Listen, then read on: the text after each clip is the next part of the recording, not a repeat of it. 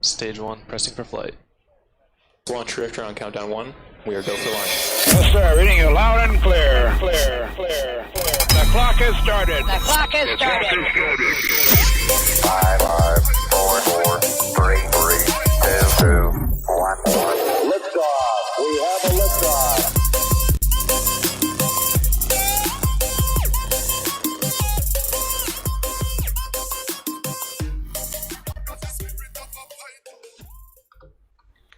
Welcome to Pressing for a Flight, live from the Space Coast, where the schedule never holds. While we hold waiting for any launch, just any launch would be fine with me. I am Stephen Marr, your host. And with me tonight, as usual, we have Stephen, Mr. Keagle. Hello, space cadets. And we have Matthew, Mr. Jordan. Dude, bro, what's up? And Matt, Mr. Cutshaw. What up? I like Steve-O's Krusty O's box there in the background. Whose? I'm digging that. For Keagle's. Oh, Yeah, I forgot that. Krusty O's. Krusty O's. Hey, that's still got cereal in it. That's from what, early Now with flesh-eating mid-2000s or bacteria. something? Yeah, right. And Becca, Mr. Penland. Everybody had like intros prepared. Everybody sounded great. I got nothing. Hello. Is that your... Okay, yeah, your microphone's up. Okay, so we started a little bit early because the Soyuz is about to undock with Expedition 62 astronauts and cosmonaut. And I have their names. Where do I have their names? Because I don't want to... I know it's Andrew Morgan is one. Who are the others? There's Jessica Meir. And it was a cosmonaut that I was worried about saying his name. Skripochka. What's his? Let's see, what's his first name? It is Oleg Skripochka. So they are just about okay. Yeah. So on NASA TV, they have the view. I don't know the technical name for this camera, but it's like right at the front of the capsule. It's the docking camera. Just the docking camera. Okay. And they're supposed to undock in like a minute, less than a minute.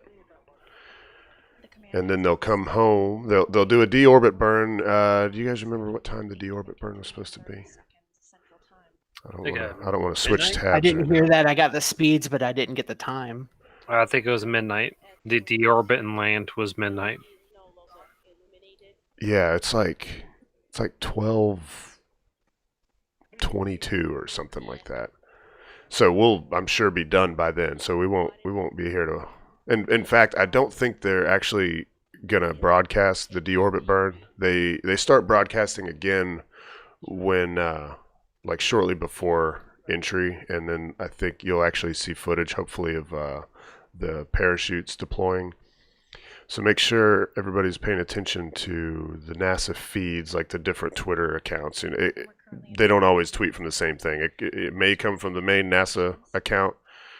Let's see. Light up his engine for the final time. Yeah, 4:22 UTC. That's 12:22 Eastern.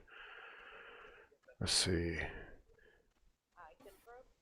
So 38 minutes after beginning the deorbit burn, the Soyuz descent module will separate from the spacecraft's orbital module, and then and that way it'll be just the capsule. You've got the descent module and the orbital module on either end of the capsule. Oh, there we go. Oh, we got movement. There she goes. Oh no! Oh, okay. I switched back and all I saw was a green screen. Oh no! Okay, there we go. Now we like have the movement. equivalent of like on American spaceships. You have a service module and a command module. Right. Yeah, and those two modules don't survive reentry. Just the capsule with the just the capsule with the people inside. With the people tanks. People tank. People tanks. The people scrunched together inside. All right. Yes, it's like the size of a VW bug. Oh, we had a remix going on there for a minute. Yeah. Yeah, I don't know. I guess, yeah, it says I'm live. Okay. So there they go. I don't know how much of this will continue, but I'll keep it up on the screen as long as possible till I need to grab another one of these tabs. All right. So, well, as you may have heard or may not, today was supposed to be the 7th launch of Starlink. Mm-hmm. And instead, all we got was a rocket vertical on 39A. Thought maybe they'd do a static fire today, but that has not happened. But we do have a new date on the 23rd. So basically, take this week, this schedule, and paste it to next week. That's what I'm doing with my schedule. Copy paste. It's like, what's the time? It's like 3:29 or something next Thursday. As long as I get that static fire done. 3. It's 3 something. As time gets closer, the time will obviously be made available. I think we've got it on. Oh, I think it's like 3:16 actually. Yeah, I was gonna say Yeah. 3:16. Yeah. Tree 16. For Falcon so loved the world that he sent his only begotten Starlink, his 7th begotten Starlink, so that all that have no internet may believe in him, May partake. may partake in his internet or her internet. We don't know. Starlink might be a girl. Take this bandwidth. Actually, This is my body. Julia did get a picture through a lot of haze of Falcon 9 on the pad. You can barely, I think really what you're seeing there, you're just seeing the strong back or the transporter erector right there. Yep. And there's a lot of that heat distortion. Yeah, no kidding. Yeah, because this, I think, judging off of her next picture, is taken from Kirk Park, Riverside Park. Kirkside. So that's like right on the water. And of course, with Exploration Tower being closed, that's not an option. You can't get up on top of the tower and look. And sometimes you can get a little bit better view because you're up high, and a lot of times that heat will stay close to the ground, so you can get a better view from up there on top. I don't know where Spaceflight Now, like where they post up. But man, they get like right up on there. Yeah, who knows? It's probably somebody that's got access, that's allowed to be out there whenever they want.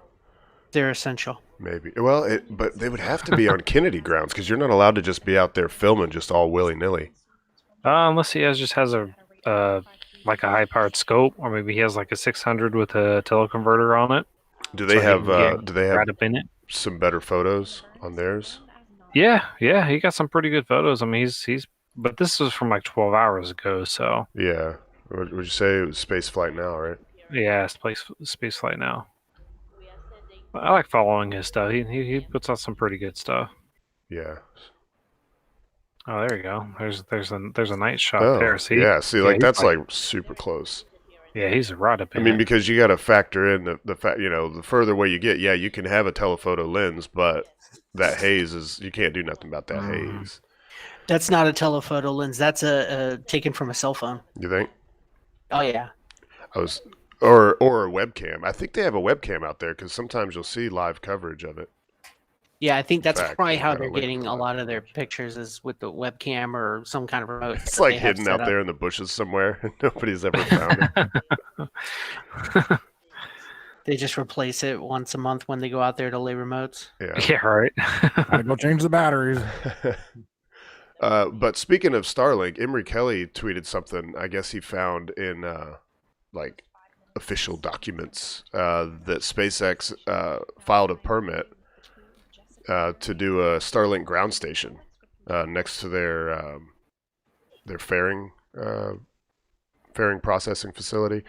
Now it's got this zoomed out view. Oh, okay, he's got a pin. I didn't actually notice that they had that pin there. Okay, so that's where that's at. Okay, so this is where a lot of times, this one right here. This is where a lot of times we get to watch the launches from if you get in with media. So it's just right there. Man, that makes me excited because that means that they're getting a little bit closer to actually offering service. You're gonna give Papa Elon all that money? Oh yes, I'll pay a little bit more for that internet. I've said it a million times already, but I will definitely do that. I am slightly concerned that it's not as good as you think it's going to be because Elon is not boasting about it at all. Usually, everything that's good, and it could be months or years out, he'll be bragging about it, and he's zip. Or maybe it's more like they don't want everyone to just jump on it right away. Yeah. You know, because it's probably going to be kind of a slower rollout. Like maybe when it first starts, it's going to be like strictly for like government use, military use, you know, until they get enough up there. I don't think that's ever going to be designed. I don't think he's designing it for residential. It's just designed for people that don't have access, because I can't imagine it being unlimited, because they're going to have limited bandwidth when you only have 3 or 4 ground stations. And if you have millions of people streaming Netflix through it, it's gonna kill it. Like the regular satellite companies, they don't give you unlimited for their internet. Well, I think the first use that they were talking about using it for is for rolling out updates to Tesla's, the internal computer updates. Mm-hmm. Yeah. It gives them an instant in. They don't have to connect it through a cell phone network. It's connected through Starlink. Well, they'd have to add that to all the cars, though. So it's already built into the cars. They have satellite receivers on the cars? Yes, it's already built in. That's part of the design of the car. What? I didn't read anything about that. Where'd you get that information? I know they have Wi-Fi. It's a 5G receiver. Yeah, but that's not how the satellite would work. Yeah, it's not a satellite 5G needs signal. a certain. It's definitely not going to be a 5G signal, but I'm fairly positive he has already built in the ability for these cars. Oh, maybe they haven't. Maybe that's there hasn't been any they roll out specs later. about that. It's going to be a decent sized receiver. It's not going to be like tiny. You'd see it on the car. It's not like going to be a tiny antenna. Yeah. Oh, well, do you see your XM antenna on your car? That doesn't send data out. It's not very big. Yeah, but that doesn't send anything out. Yeah, that's true. You have to transmit out. Yeah. Yeah. Now, so why do they need ground stations if they have these terminals, like these consumer terminals? What do you mean consumer terminals? Like if you get Starlink, you're going to have a terminal that you have to like put on the roof of your house, right? Oh, well the ground station is all the satellites are up there. Mm-hmm. Well, they got to get the internet from somewhere. Well, right, it's just not in the air, and so it sends back and forth. The ground station to the satellites goes out throughout the network. Is it more like a control station so they can control? No, that's it's control. not That's control. actually It's where the feeding the signal internet. originates from. So that internet signal actually originates on a ground station, Okay. gets beamed up to space, and then goes out to the person who's going to use it. But Yeah, your so house doesn't have to ping that ground station because you're communicating straight with. No, you are talking to that ground station. You're That's how you talking get through back out the internet. and you're going to be looking at ping times in the range of like 100 milliseconds. You think? Yeah, That's not how they've advertised it. They've advertised it like they've got sub 20 milliseconds or maybe 30. There is no way. If it's going straight from your terminal on your roof to the satellites, which is that's what still he's like talked about. Yeah, 120 miles. But that's not once it gets. Then it has to go back down, and then it's got to go to their servers. Then it goes out to the backhaul, out to the internet. Mm-hmm. So like when you're at your home, you're on your computer, and you go to Google, and you say, "I'm looking for, buckets," and then it's going to go. All right, it goes from your computer up to the satellite, and then it's got to go through the network, go to the closest ground station, shoot back down. Yeah. Then when it hits the ground station, then that's connected to the internet, and then it goes out to the next server wherever you're looking, then back, so on. It's a huge loop. Versus hardline, you're out right to a substation to the internet. There's gonna be a lot of like, hey. Yes. Did you hear that? It was a very quiet horse. Yeah. You need to turn your horse up. Can someone please explain pings to me? That is the time when you make a request. So like when you type in, I want to go here, that's the time it takes for your computer to communicate with the computer with the information. And back. Yeah. Right? It's the round Okay. trip, isn't it? So it's like... So yeah, go ahead. I was just... So the higher the number... It's slower. The slower worse it it is. is. Slower Yeah, it you is. want a lower Okay. number. Yeah, like whenever we're playing Rocket League, we're always looking at our ping. If you're Right. having lag on Rocket League, you look at your ping and it's like up over 300, and that's bad on a game that requires like fast or specific timing. You need it to be like under 100 at least, or at most. I guess. Optimal under 50. Yeah. Really good if you're under 20 and awesome if you're under 10. It's kind of the time it takes for your button press to go to the server and then also get And divvied for the out to server the to send back the information saying, "Yeah, we sent your button press." yeah, and also send that signal to the other Xboxes or whatever that are playing, so that on their screen they see you execute that button press. So you're saying you said 100 or less, right? Yeah. Is what you're looking for. And that's what does milliseconds. 100 translate to in It's time? 100 milliseconds. So 100 milliseconds is 1/10 of a second. Right. Yeah. So 1,000 milliseconds would be a second. That's just way too slow. Like you couldn't play Rocket League that way, or Tekken, or You couldn't play just an about MMO anything. that way. I couldn't play Rocket League anyway. True that. Wow. You don't even It's been know. like 2 years since you've played that game. Yeah, that's true. I have it. I just don't play it. I'm not good at it. Well, It's a nobody. vicious cycle. Yeah, nobody's good until they play it. This is why I don't play like any kind of shooter games. I'm no good at them. Yeah. See, now shooter games I have tried many times. I started with GoldenEye way back in the day. Oh, love yeah. GoldenEye. Oh, now that's an exception. I Dang. love me some GoldenEye. Yeah. Right. You done took it back. And but I never got good, man. Like I've played shooters all throughout the years, you know, Call of Duty, and I was just stick on the campaign mode. You know, Grand Theft Auto. I've played a ton of Grand Theft. I mean, I've probably got See, 1,000 I like Grand hours. Theft Auto because it's third person. It's not first person. And you have the auto aim, which is nice. Auto aim is very nice. See, now I suck at shooter games, but like put an actual rifle in my hand and put me on a course, and I can run through there no problem. Really? Oh yeah. I've never done that. I've shot several guns, but I've never actually like done like a defense course or anything like that. What did they have? What do they call it? It's like a there's a few different like leagues, and I Something- can't remember the names of the leagues because I never got involved in like Yeah. leagues. Like Talk I about did tactical surf training. I did Surf Bravo in the Navy, so they had us doing some of that stuff with like simunition. simunition. Simunition. So it is essentially a gun that shoots little rubber paintballs. They're Oh, tiny though, Yeah. I've seen those. and it shoots them at full force. Like Or like not Like a full force, BB. sorry, like quarter force. So it's like a BB yeah, hitting you. It stings. It hurts. Talking about like airsoft? Yeah, It's the like kind of, but it's got paint. like airsoft, but it's much more powerful than airsoft. Sounds fun. Yeah. until you It get hit. is. It is. You barely feel it though because you're wearing like 2-3 layers of uniform, so you're not really feeling all that. Let's see. Is there some more space stuff we can talk? Oh man, the chat is Space busy. stuff. Is there anything in The here chat's that we should be blowing up. addressing? Yes, I didn't have Clevy. it. I play Rocket League. The rest of these guys don't, but I do. I play with my buddy in Tennessee all the time, like at I least have it, once but a I never week. have time to play. Yeah.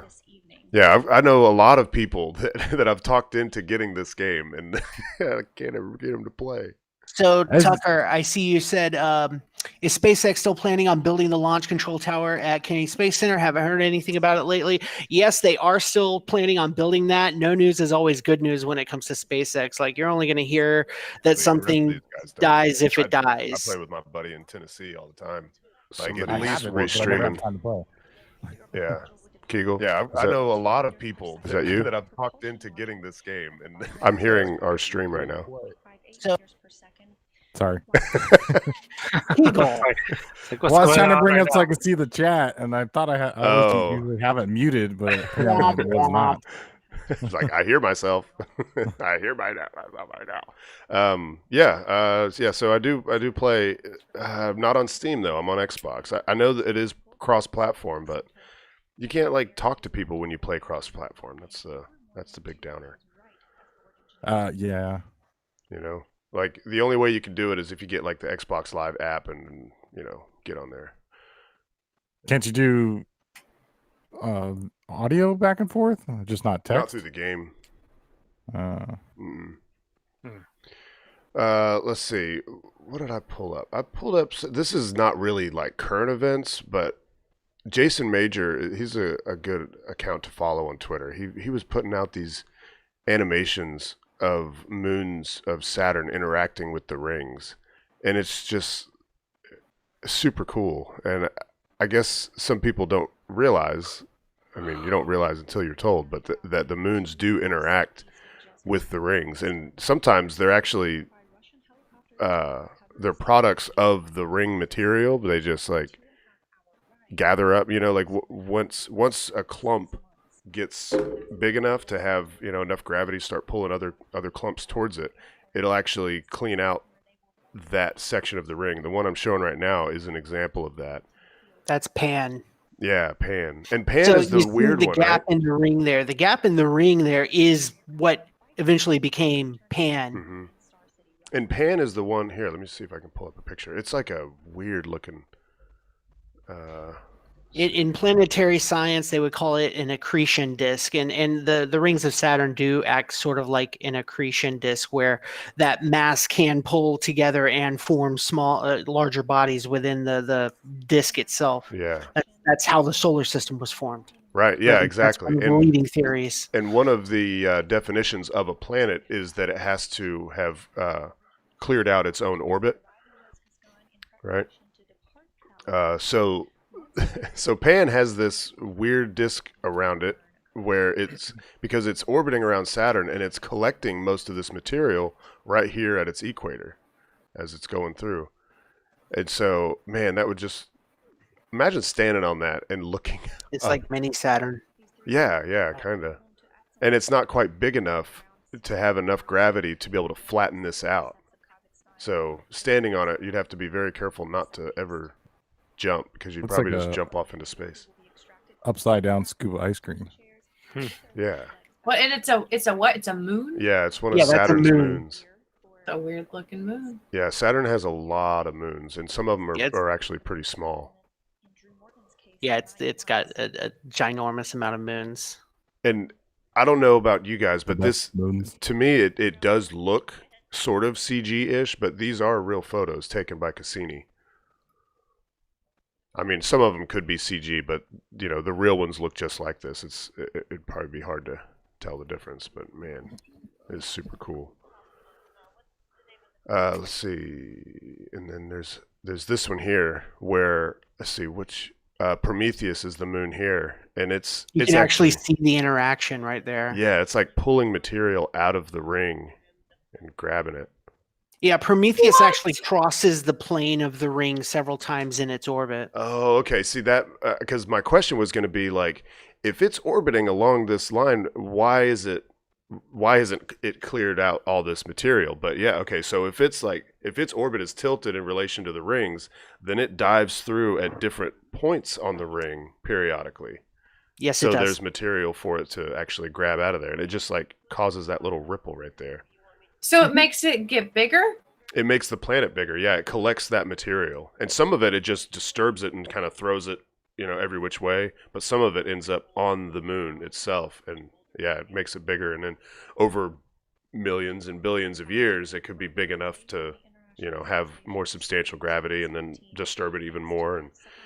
And part of the reason that we're so interested in this is because this is basically like planetary formation happening, you know. Yeah. And then the fact that Saturn has these rings, we get a better look at it altering its environment around it and grabbing material and getting bigger.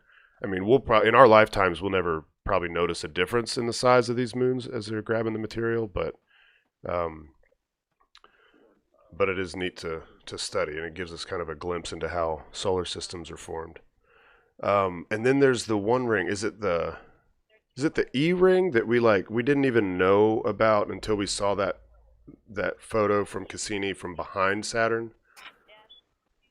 I think that might have been. I'm not really sure which ring it was. There was a ring that was.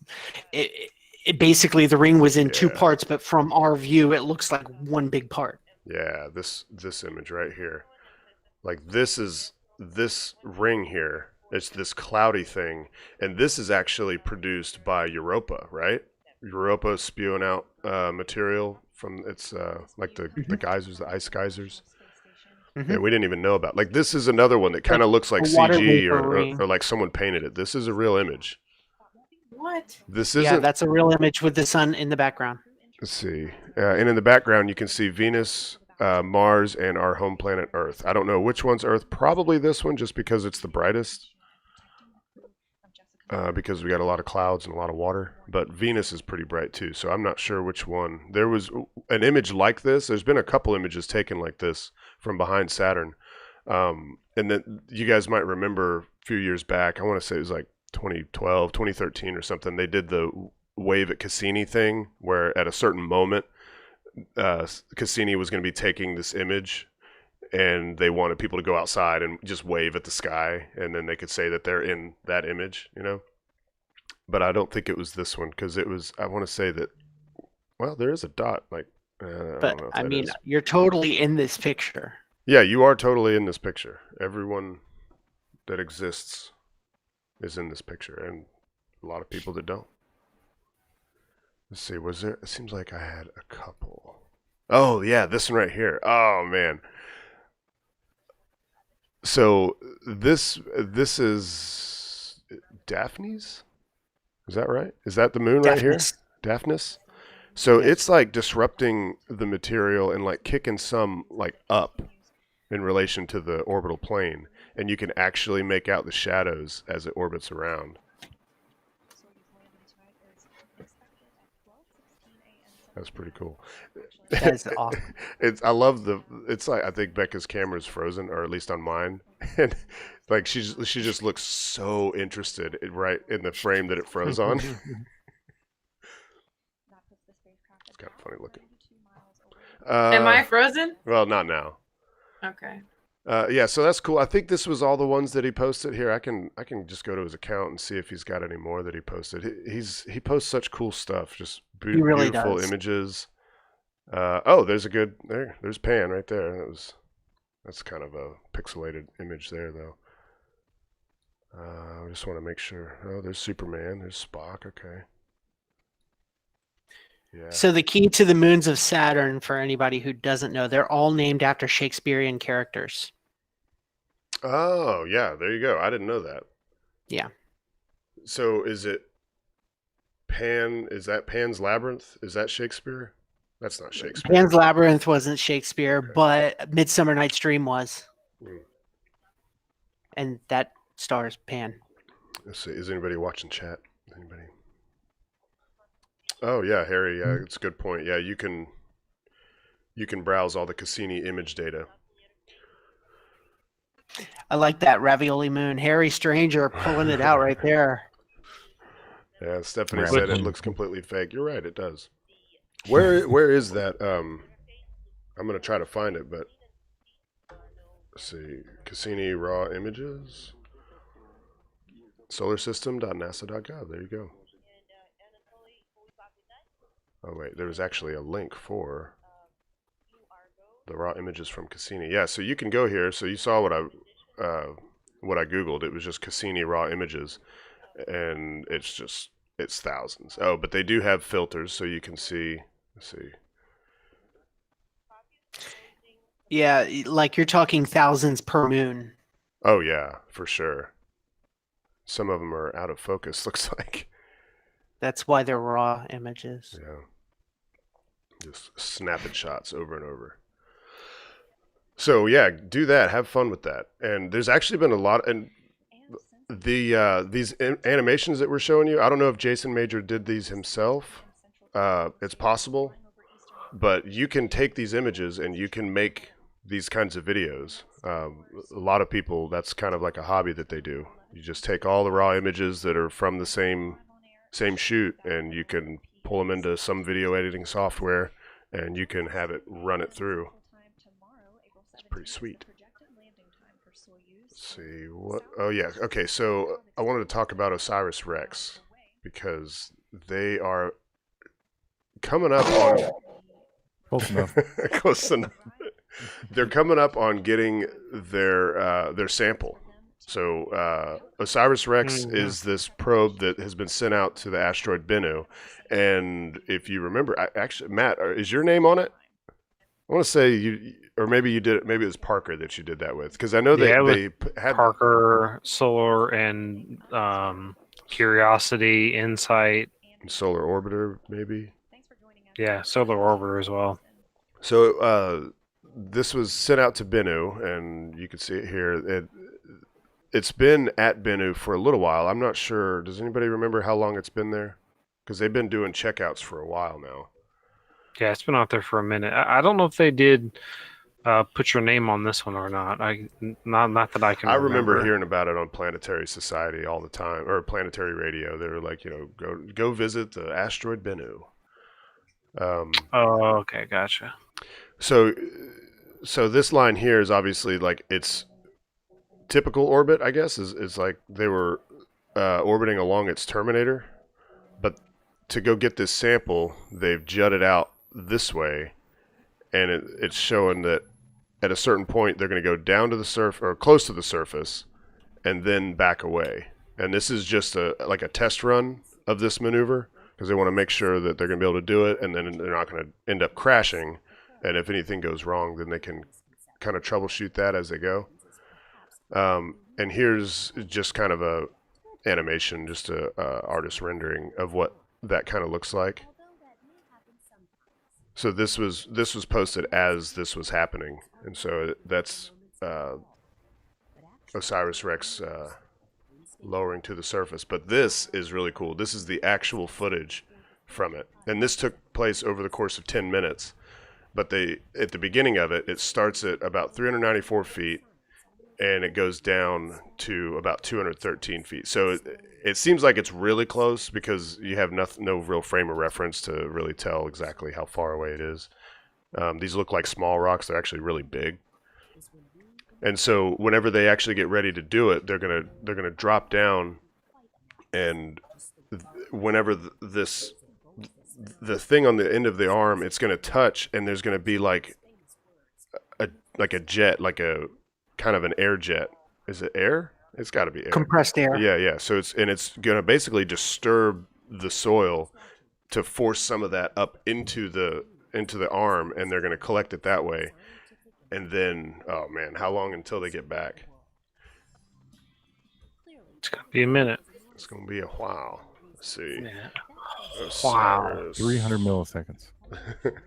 That's a really fast ping. I don't know if this page is going to reveal its secrets. Current mission. No, it's current mission phase.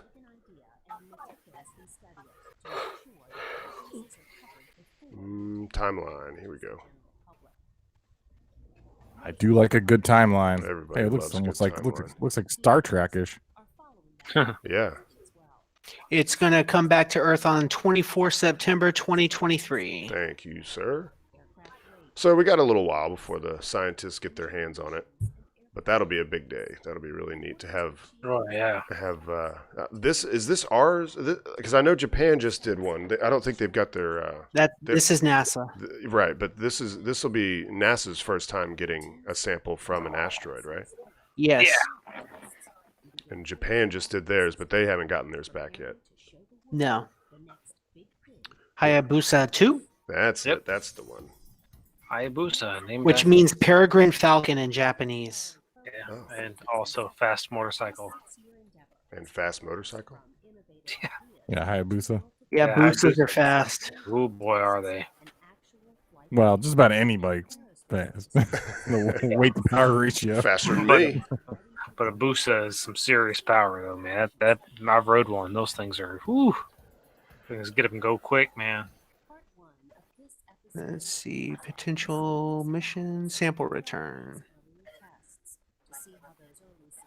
Does it say how much material they're trying to return?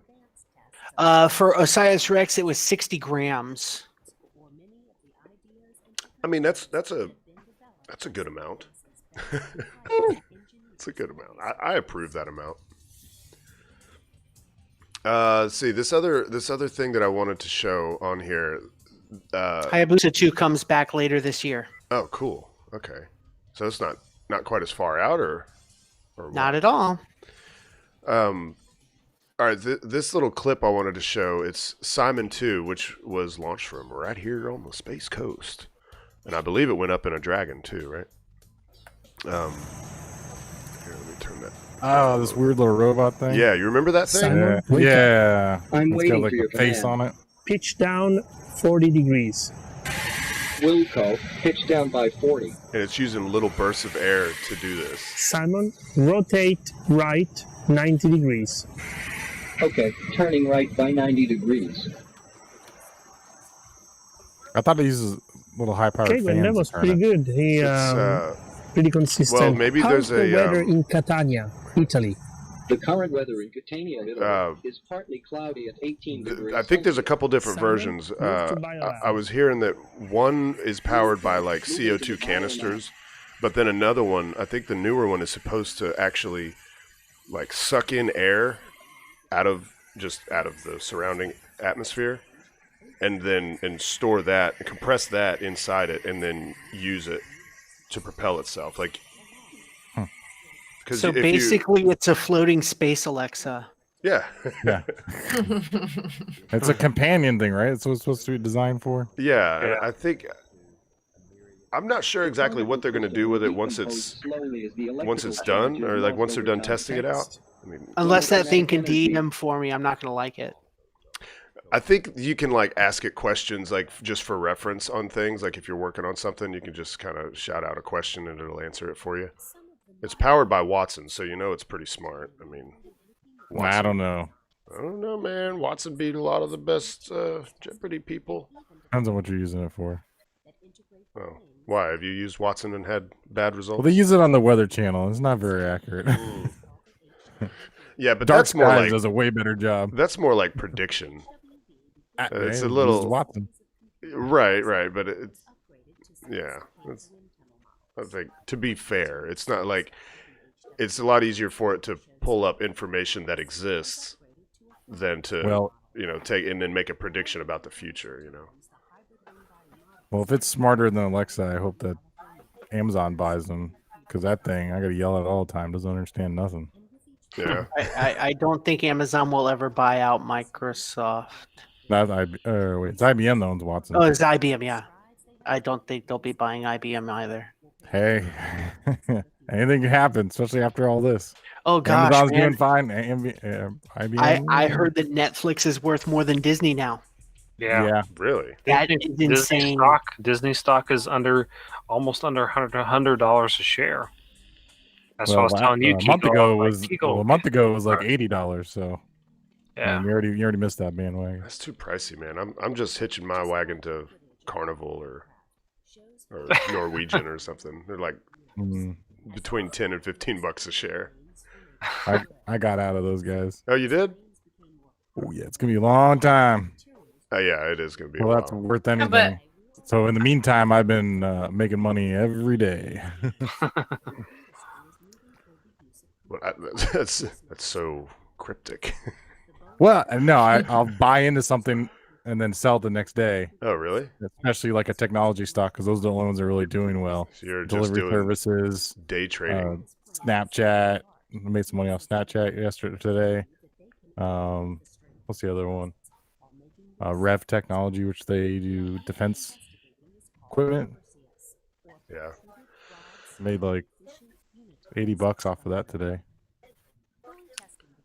So well, it all affected the end. It got me thinking about Corona, and they today laid out the plan of opening America back up and everything. And I wish I could say that Florida was one of those states that is like already ready to go to phase 1, but we're not.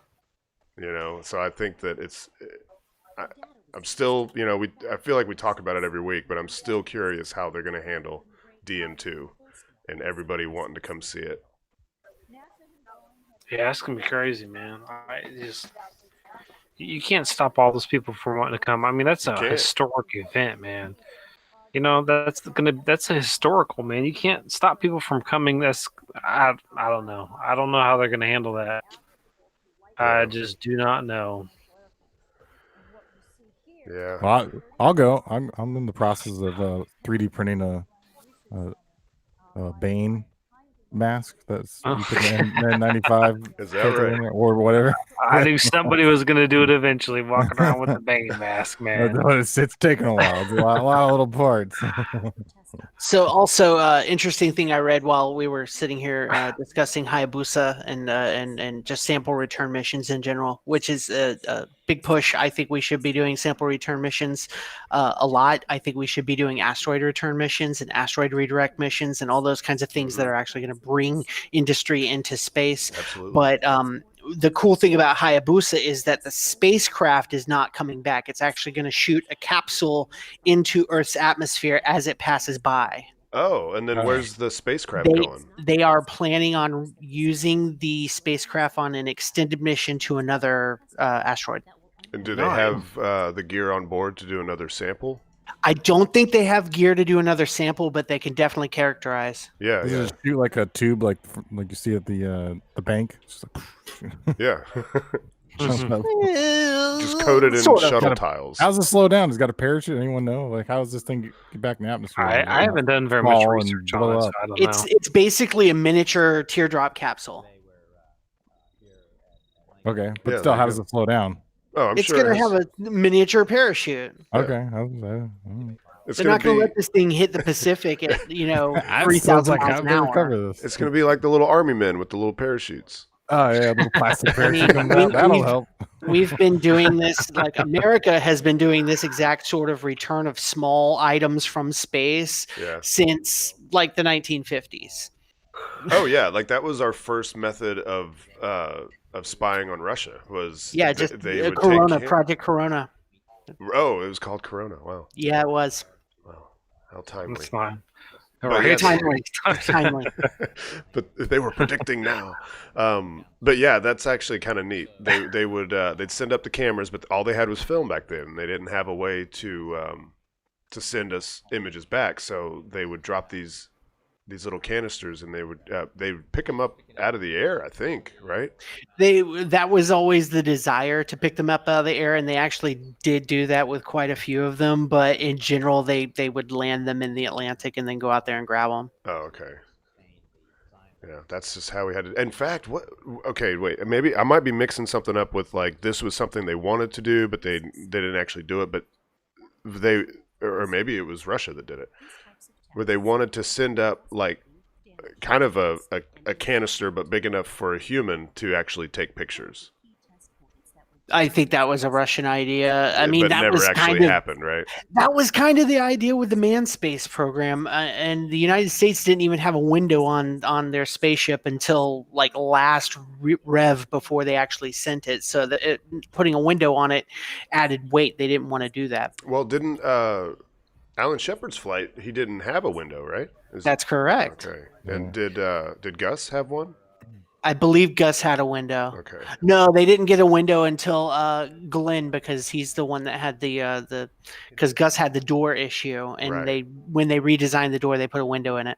Right. And then John Glenn was he was burning up too much propellant looking around, right? Was he the one that they were like, okay, you're using up to them? Like the ground control was like, hey, chill. You're burning up too much. Bro. Yeah. Let's see. The other thing we wanted to talk about, and I was kind of hoping that Keagle and Matt can kind of take the reins on this, because they were Matt Cutshaw, that is, because they were kind of following this Twitter war. I don't know. Elon was kind of talking some smack. He was in a mood last night, man. He was on that fire water again. Yeah. Yeah. So what was that about? It started off with Elon. Elon was actually the one who started off with, I can't remember who it was. Somebody had asked him a question, and that's when he started just jabbing at the Atlas, talking about, this is he was talking about the Falcon being the first, all American made rocket, and then he started jabbing at the Atlas being not all American made, and that obviously the RD-180s being Russian, and then he was talking about how the fairings aren't even American made, and that's when Tori kind of fired back and was like, hey, that's old information. That the fairings are indeed made here in Decatur now. So yeah, they just kind of give it. And then it was kind of weird, because then after they were kind of battling it out, then you had the Kelly brothers were kind of duking it out too, and I was like, "What's going on tonight at Twitter, man?" I think they were just poking fun at each other. Yeah, Well, Elon also did a dig. He said that they're the only ones that are 100%, yeah, I think ready that's for how human flight. Wasn't that the first Yeah. thing? It was like the only all-American rocket that's astronaut Human rated. or human rated. Yeah. Yeah. And then the Centaur came back and said, no, Atlas is human rated. And somebody asked him, are you talking about for Starliner? And he said, yes. Right. Yeah. It's human rated, but it The does have Starliner might not be, but the rocket is. Oh, Ooh, now that's a dig. Come on, Boeing, step it up. which we never did talk about the fact. Yeah, I think everybody that's into this stuff knows by now, but Boeing has decided to go ahead and refly that mission. $412 million pocket. Yeah, that's how much they set aside, right?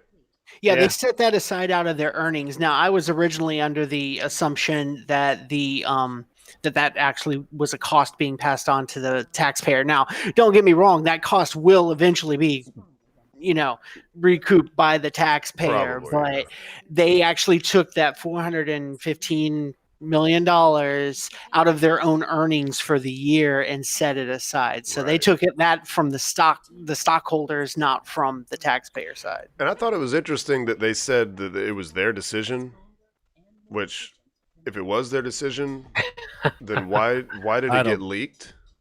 Yeah, I Who was it that broke that? Was it Michael Sheets?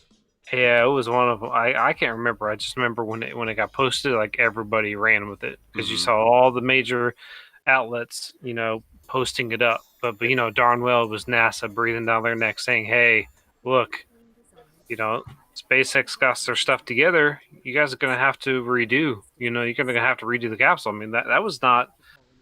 I get that that whole thing, man. That was just fail after fail after fail. I know, there was way too much wrong with that flight. Like, we've talked about it before, but when it right after the flight, when it was like, okay, we had some issues, but it was stuff that if there were astronauts on board, they could have handled it, and all that stuff. And I was kind of in the camp of maybe, if they start digging, maybe they can decide that it's safe to do it. With astronauts next time. But then as time went on and they had more press briefings and stuff, it was like, okay, you guys had a lot more issues than what we even realized. And you've got to refly it. And I wonder if one of the reasons is that SpaceX is doing okay. They're marching towards launch. And maybe the reason that NASA didn't want to say for sure that they were or they weren't is because they weren't 100% sure where SpaceX was at. But now that SpaceX is making it through their parachute tests and, they've got the in-flight abort behind them, they've got all this stuff, they're basically ready for flight. There's not really anything left to do.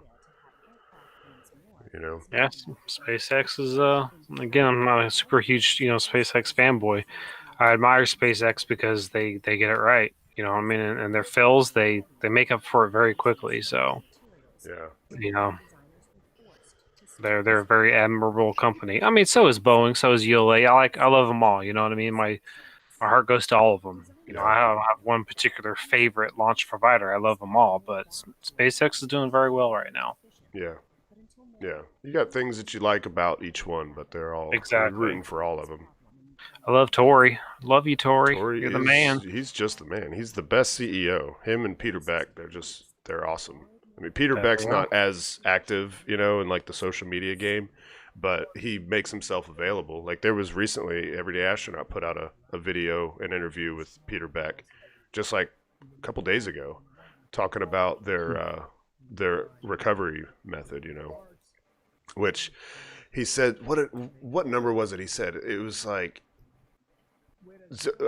okay, so they've stopped putting the recovery hardware on the next couple boosters because they've kind of got the data that they need. They're not going to necessarily try to do the parachutes or anything just yet. They're still going to re-enter them and they'll gather data that way, but they're not going to be sending out helicopters or anything like that. But I want to say it was number 17 or 18 will be one of the first ones that they actually start trying to do the oh well, yeah. It's like, what's Keagle laughing at? No, laughing at Harris's comment. Well, yeah.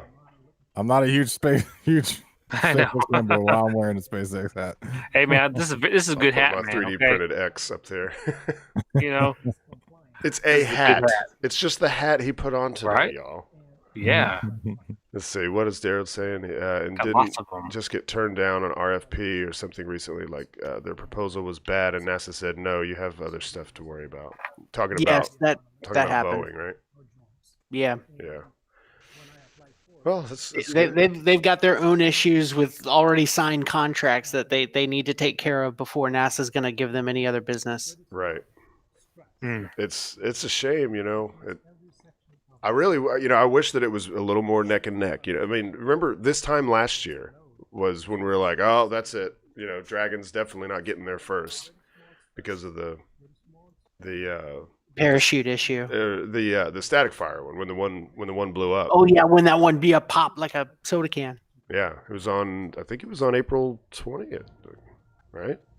That was the big joke. It was on 420. Yep. But yeah, Oh, we got a couple more days. Yeah, a couple more days for that. The anniversary of the destroyed Dragon. Mm.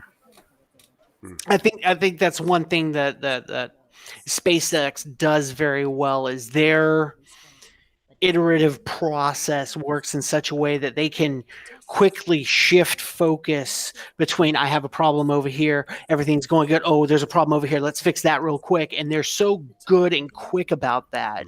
Yeah. Whereas someone like Boeing, they have this entire process because they've been doing it for 50 years. Yeah. They have this ginormous process that they have to go through to get those steps complete to actually fix a problem on a spacecraft. And I think that's one thing that these new companies, SpaceX, Blue Origin, they have over the dinosaur companies is that they're able to move on their feet a little bit better. They're It's quick kinda and like- nimble.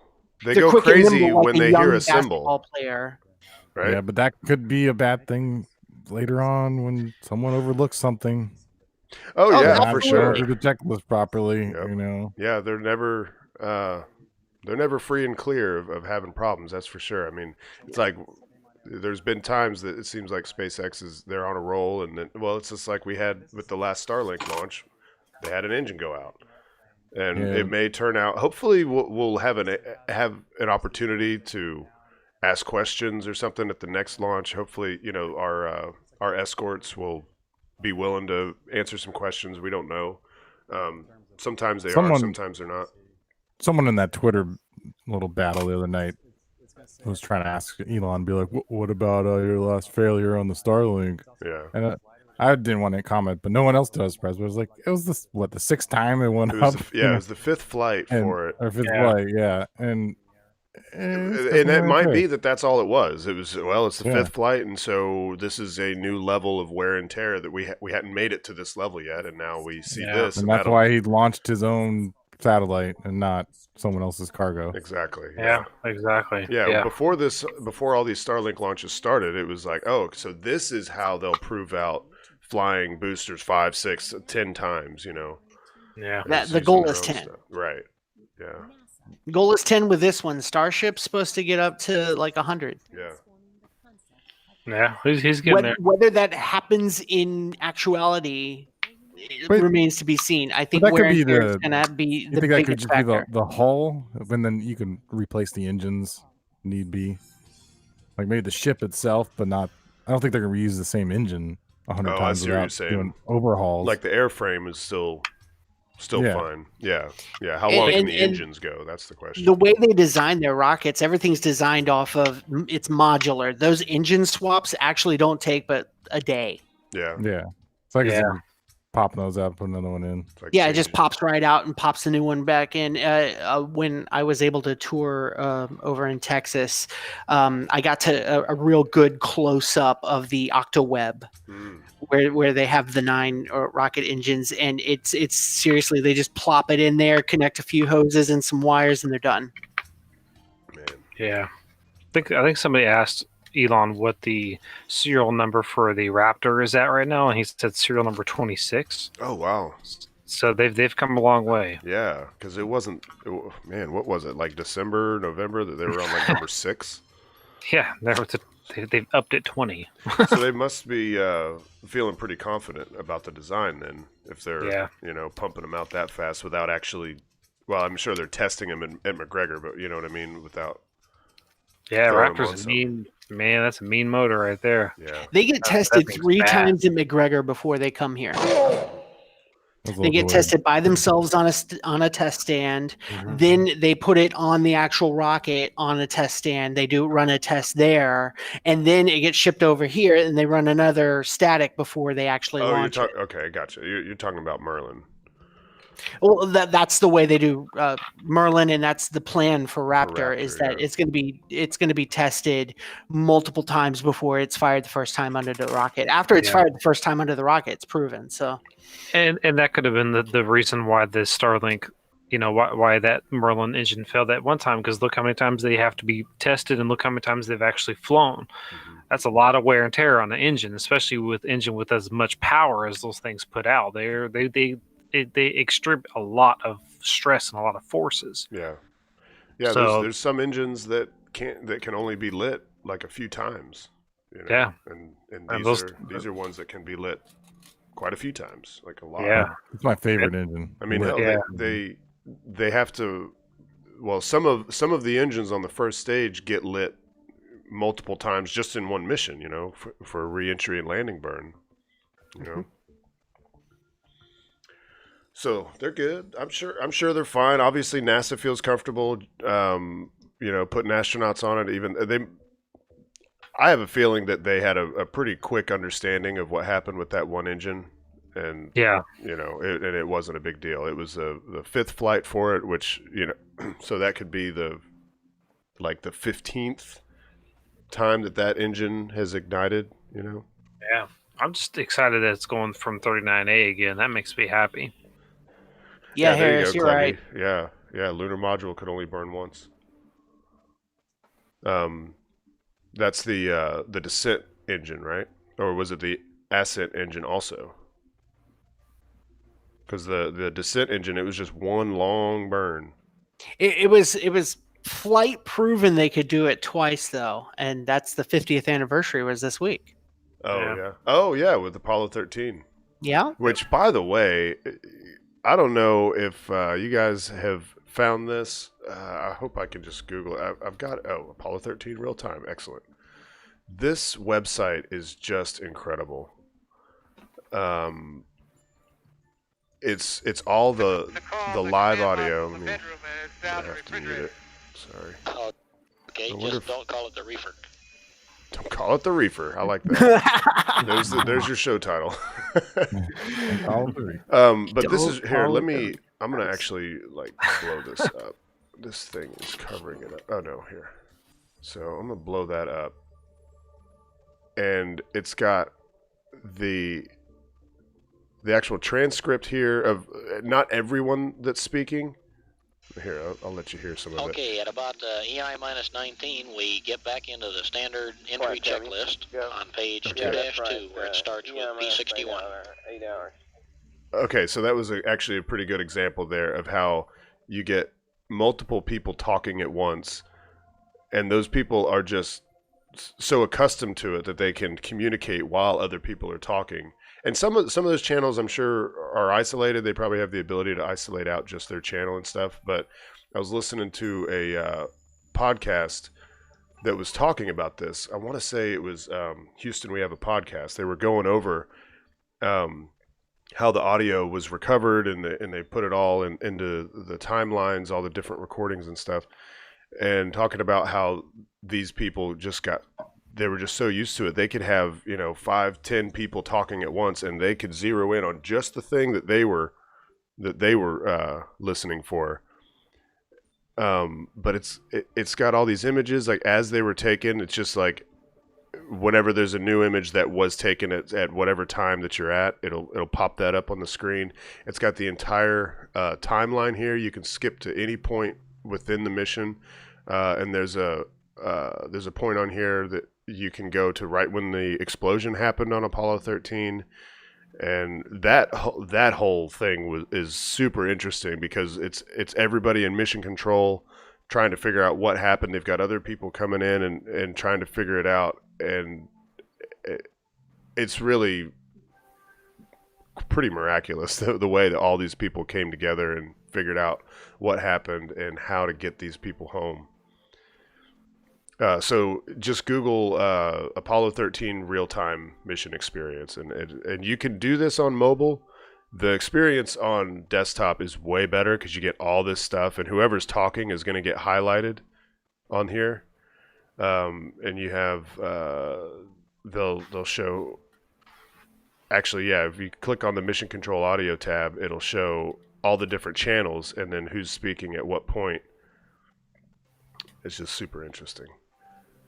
All right, I'm gonna check that out. Yeah, it's really cool, man. Yeah, that sounds like something to do on a lazy Saturday, actually. Oh, for sure. Yeah, when it was going down, I caught onto it like after the explosion had already happened, and I started watching it.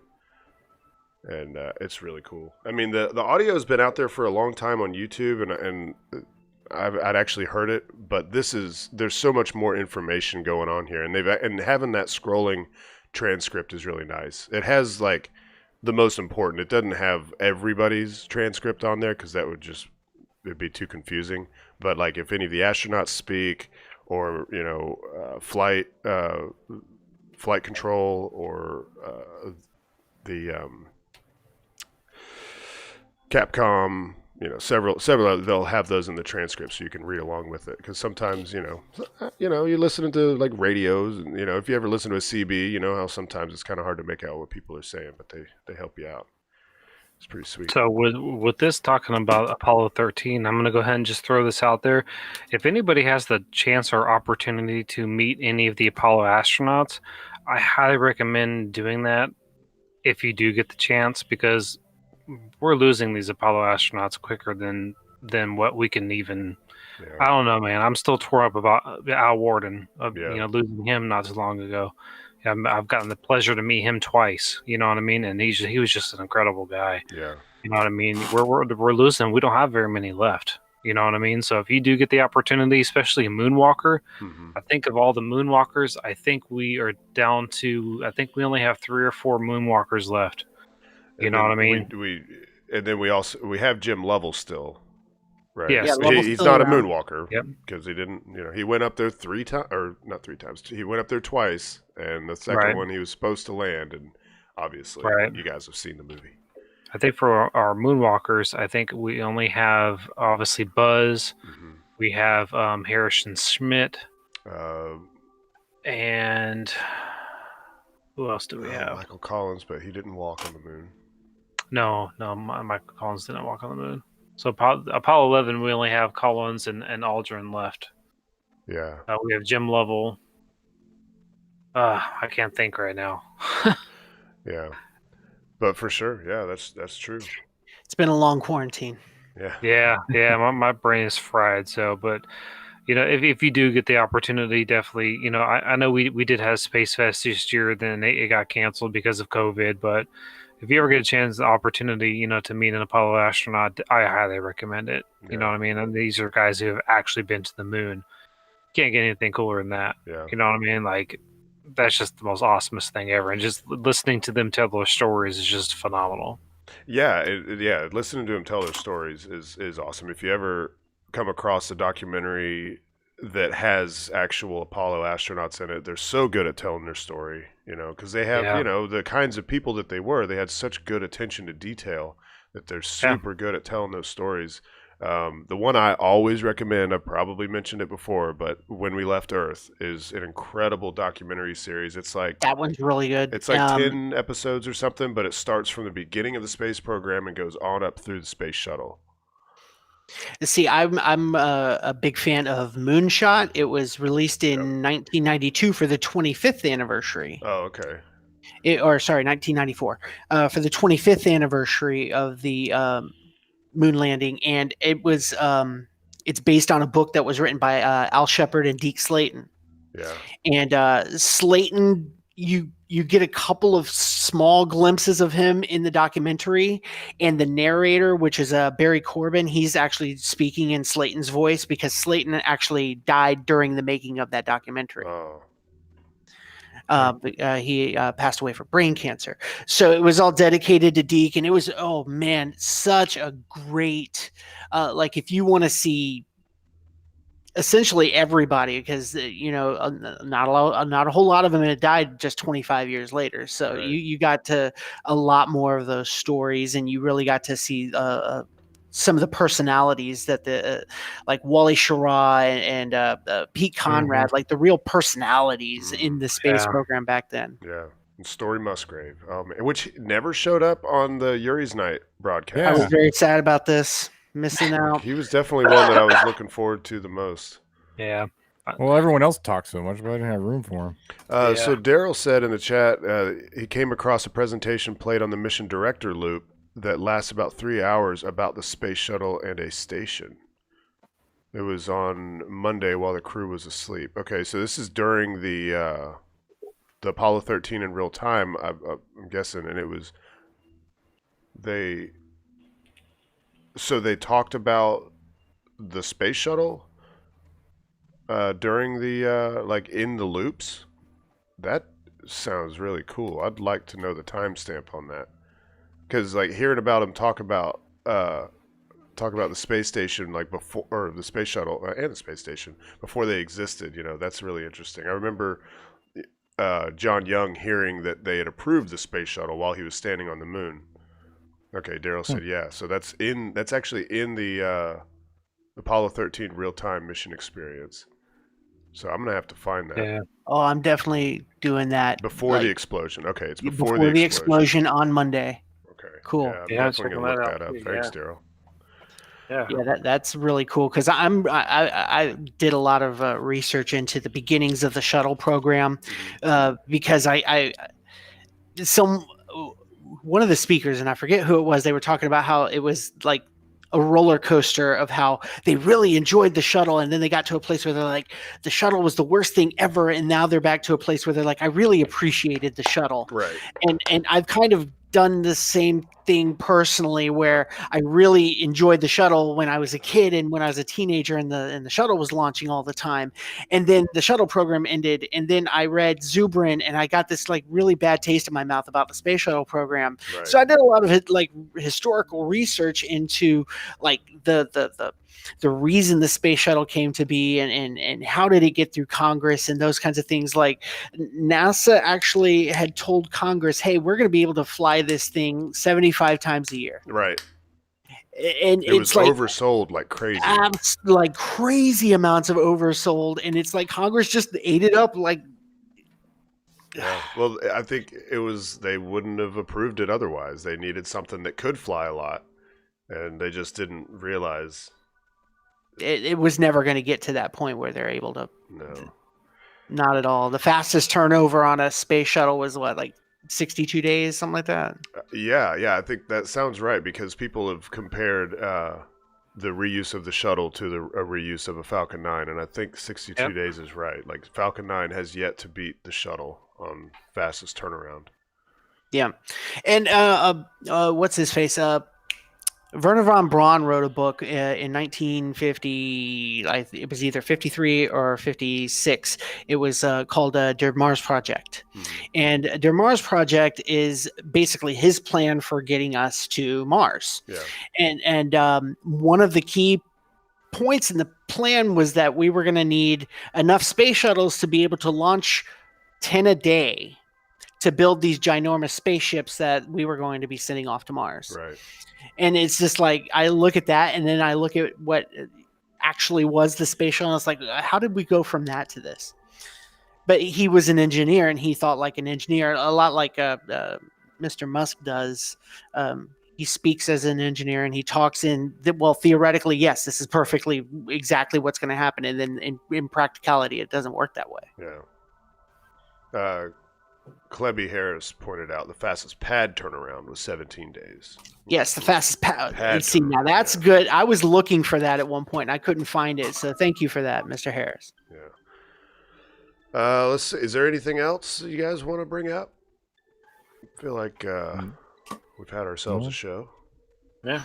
There was another article that came out about the Mars Hope mission, the Emirate Mars mission, and we have an article forthcoming ourselves, and I just wanted to point out there wasn't really a whole lot new in that article. It was just kind of like, hey, look, this thing's still happening, kind of good. thing. Oh, awesome! I thought you were going to say something else.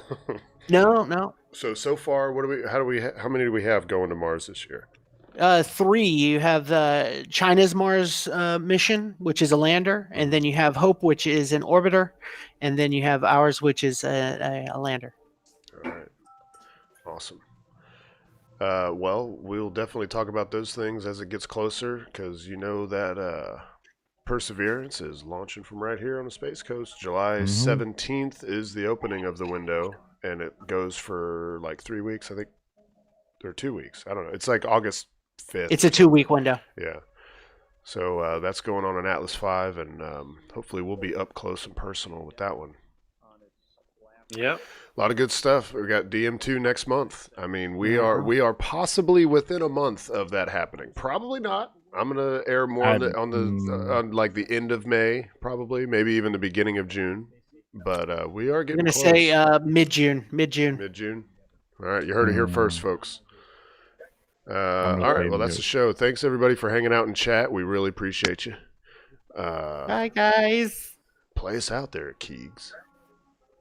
Shutdown sequence initiated. Shutting down.